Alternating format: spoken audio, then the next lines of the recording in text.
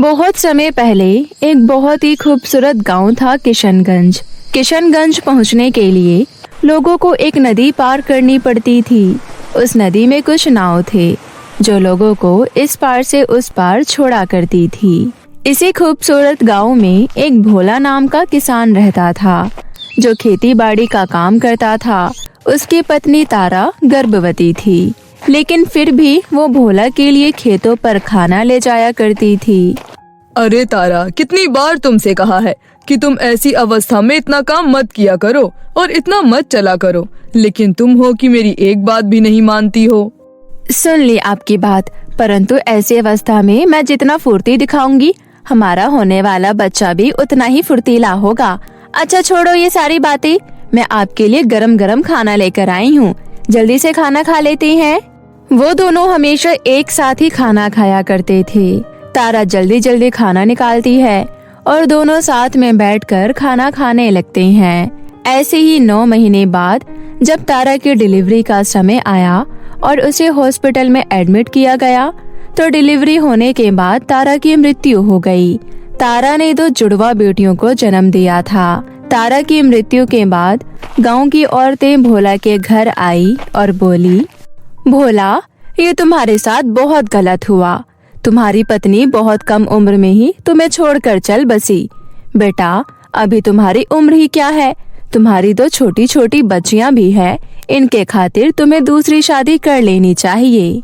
नहीं काकी, मेरे लिए मेरी ये 2 बेटियां काफी हैं। मैं इन दोनों के सहारे जी लूंगा और मैं भी इन्हें खूब प्यार दूंगा। मैं तारा को बहुत प्यार करता था और हमेशा उसी से करूंगा। मैं दूसरी शादी नहीं करने वाला। भोला अपनी दोनों बेटियों का बहुत ही अच्छे से ख्याल रखने लगता है। इसी तरह वक्त बीतता गया। वक्त के साथ भोला की दोनों बेटियां बड़ी होती गई। अब रानी और माला 12 साल की हो चुकी थी। वो दोनों अपने पिता भोला से बहुत प्यार करती थी और भोला भी उन्हें दिलो जान से प्यार करता था।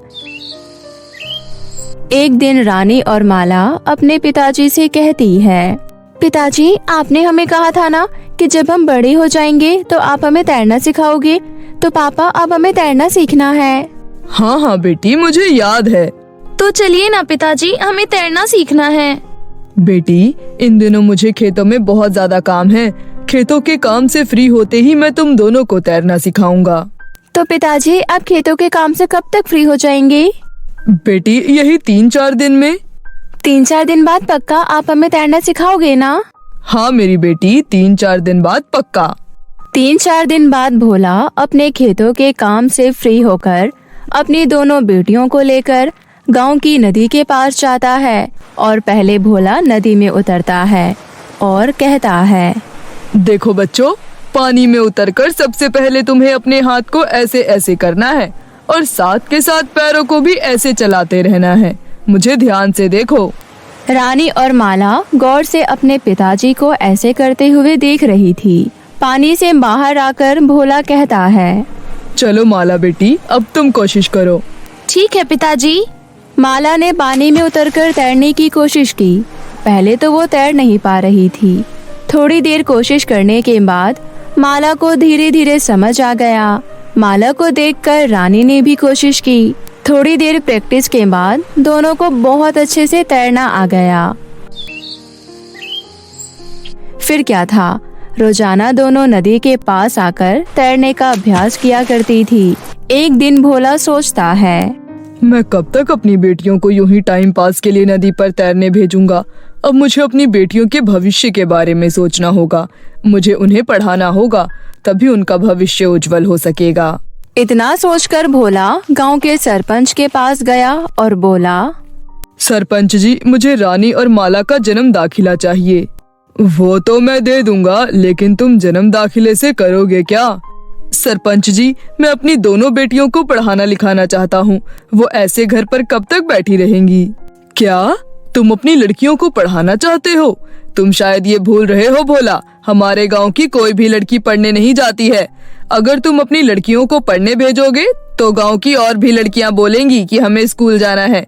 इससे हमारे गांव की नाक कट जाएगी। लड़कियां सिर्फ घर पर ही अच्छी लगती हैं।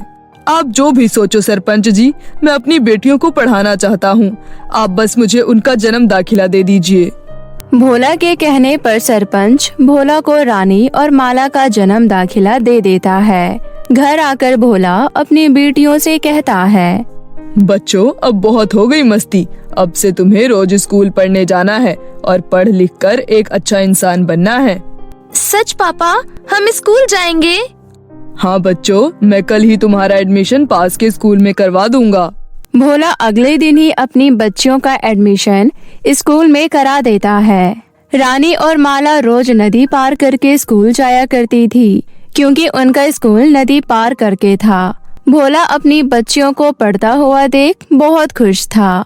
ऐसे ही कुछ दिन बीत जाते हैं। फिर एक दिन जब रानी और माला स्कूल से घर जाने के लिए नदी पार कर रहे होते हैं, तभी उन्होंने देखा कि नाव से सरपंच जी अकेले कहीं जा रहे थे।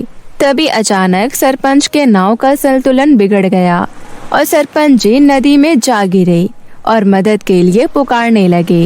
अरे कोई बचाओ, बचाओ मुझे। अरे अरे कोई तो बचाओ, अरे कोई तो बचाओ मुझे। सरपंच को मदद के लिए पुकारते हुए देख रानी और माला बिना सोचे समझे अपने नाव से नदी में कूद गई। दोनों तैरते हुए सरपंच के पास पहुँचे और दोनों ने सरपंच को सहारा दिया और उन्हें नदी के किनारे ले आई। नदी के किनारे कुछ लोगों ने सरपंच के छाती दबाकर उनके शरीर से नदी का सारा पानी बाहर निकाला और आखिरकार सरपंच जी की जान बच गई। शुक्र मनाओ सरपंच जी, आज रानी और माला बिटिया की वजह से आप यहाँ सही सलामत सुरक्षित हो। अगर आज ये ना होती तो आप तो नदी में डूब ही जाते।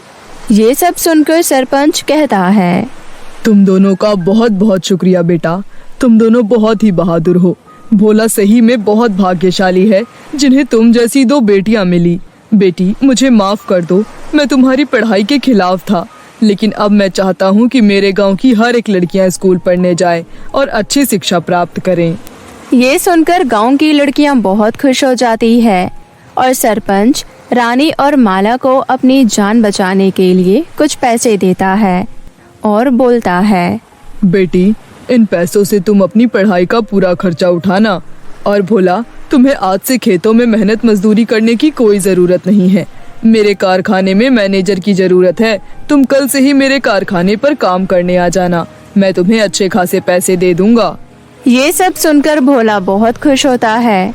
अब भोला कारखाने में एक अच्छी नौकरी करने लगता है। रानी और माला अच्छे से पढ़ाई करने लगती है और एक सीधा सरल जीवन खुशी खुशी व्यतीत करते हैं। अरे घर में तो राशन बिल्कुल भी नहीं बचा है, मैं अपने बच्चों को क्या खिलाऊंगी? तभी वहाँ पर उर्मिला की सास आ जाती है और कहती है, उर्मिला जल्दी से मेरे और मेरे बेटे के लिए खाना बना दे। माँ जी, मेरे यहाँ राशन खत्म हो चुका है, क्या मैं आपके और इनके खाने के साथ साथ अपने बच्चों के लिए भी खाना बना सकती हूँ? कोई जरूरत नहीं है, इसलिए मैंने तेरी रसोई अलग कर रखी है, समझी तू? सिर्फ मेरे और मेरे बेटे के लिए ही खाना बनाएगी। उर्मिला की सास ने उसकी रसोई अलग कर रखी थी और इसका कारण था कि उर्मिला एक बहुत ही गरीब परिवार से थी, जिस कारण उसकी सास उसके साथ बहुत ही बुरा सलूक करती थी और उसके पति का भी उसके प्रति व्यवहार बिल्कुल भी अच्छा नहीं था। आखिर ऐसा कब तक चलता रहेगा? मैं इस घर की बहू हूँ, लेकिन फिर भी मेरे साथ ऐसा पराया वाला सलूक किया जाता है। मेरे बच्चों को भी यहाँ अपनाया नहीं जाता। फिर उर्मिला अपने बच्चों को भूखा देखकर अपनी सहेली के घर जाती है। उर्मिला, आखिर कब तक तू ऐसे अत्याचारी लोगों के घर रहेगी? मेरी मान, तू उन लोगों को छोड़कर कहीं और चली जा। पर मेरे पास खाने और कमाने के लिए कोई भी साधन नहीं है, फिर मैं अपने बच्चों को कहाँ ले जाऊंगी, क्या खिलाऊंगी? देख उर्मिला, वैसे भी तेरे पति और सास तेरा और तेरे बच्चे को बिल्कुल भी ख्याल नहीं रखते हैं। तेरे बच्चों को सही से 2 वक्त का खाना भी नहीं मिल पाता, ऐसे में क्या फायदा इसी जगह रहने का? इसके बाद उर्मिला की सहेली उसे थोड़ा सा राशन देती है, जिसे उर्मिला घर ले आती है और पकाकर अपने बच्चों को दे देती है। ये लो बच्चों, इसे खा लो।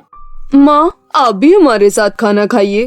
मैं जानता हूँ आप हमें खाना खिलाकर खुद भूखी रह जाती हैं, इसलिए आप भी हमारे साथ खाइए।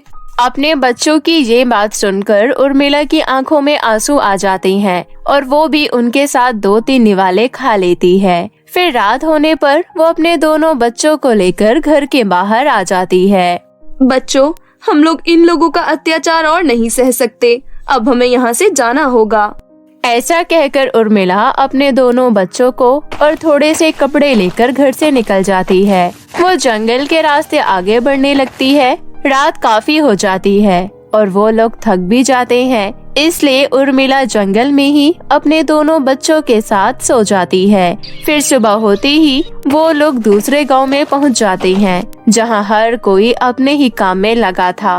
उर्मिला अपने लिए वहां काम ढूंढने लगती है, लेकिन सुबह से शाम हो जाती है, उसे कोई काम नहीं मिलता। फिर अगले दिन वो एक कबाड़ी की दुकान पर जाती है।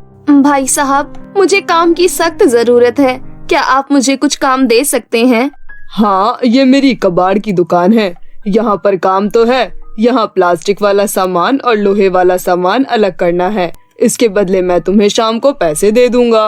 उर्मिला उस कबाड़ी वाले के यहाँ काम करने लगती है। कबाड़ी वाला शाम को उर्मिला को 200 रुपए देता है, जिसे देखकर उर्मिला कहती है, अरे वाह, इन पैसों से तो मैं अपने बच्चों के लिए राशन खरीद सकती हूँ और उनके रहने के लिए एक मकान भी किराए पर ले सकती हूँ।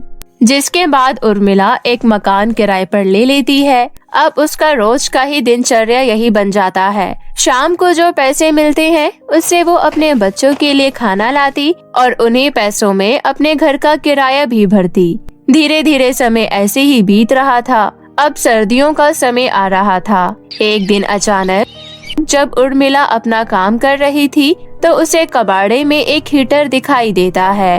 अरे, ये पुराना हीटर तो अच्छा लग रहा है और वैसे भी सर्दियाँ आ रही हैं, ये हमारे बड़े काम आएगा।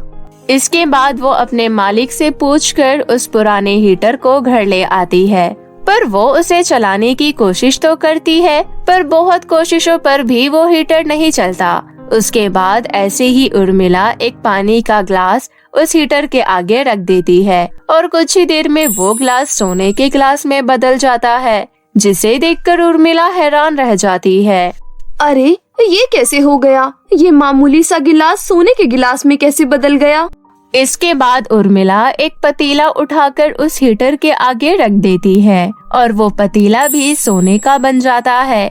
एक एक करके उर्मिला कई सारे सामान हीटर के आगे रखती है और हर सामान सोने में बदल जाता है। जिसके बाद उर्मिला ये सारा सामान लेकर सोनार के यहाँ बेच देती है, जिससे उसे काफी सारे पैसे मिल जाते हैं। अरे, ये तो बहुत सारे पैसे हैं। इस पैसे से तो मैं एक किराए के मकान के बदले एक बहुत ही बड़े आलीशान घर में रह सकती हूँ, जो मेरा खुद का होगा। इसके बाद उर्मिला एक बड़ा सा खुद का मकान ले लेती है। अब मुझे अपने बच्चों को भी शिक्षा देनी होगी। इसके लिए उर्मिला अपने घर के बाहर से कंकड़ पत्थर उठाती है, उसे हीटर के आगे कर देती है, जिससे कि वो सोने में बदल जाता है। जिसके बाद उर्मिला उन्हें भी सोनार को बेच देती है। अब मैं इन पैसों से अपने बच्चों का एडमिशन एक बहुत बड़े स्कूल में करवाऊंगी और उन्हें बहुत अच्छी शिक्षा दूंगी।